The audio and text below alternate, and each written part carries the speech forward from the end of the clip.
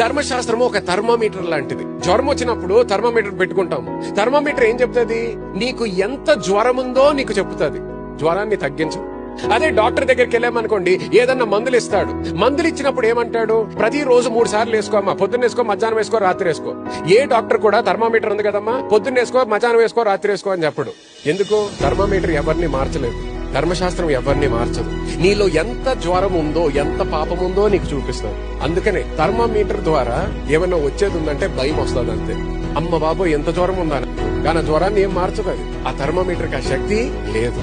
కానీ ఎప్పుడైతే నువ్వు ఆ మందు తీసుకుంటావో, ఆ మందుని ఎప్పుడైతే తీసుకుంటావో, ఆ మందుకి శక్తి ఉన్నది ఆ జ్వరాన్ని తీసివేయడానికి. ఇప్పుడు ఎప్పుడైతే నువ్వు యేసుక్రీస్తు చేసిన కార్యాన్ని నువ్వు స్వీకరిస్తావో, నూతన నిబంధన ఎప్పుడైతే స్వీకరిస్తావో, ఈ నూతన నిబంధన ద్వారా వచ్చినటువంటి ఆశీర్వాదాన్ని ఎప్పుడైతే స్వీకరిస్తావో, అప్పుడు మన జీవితంలో నిజమైన మార్పు కనిపిస్తుంది.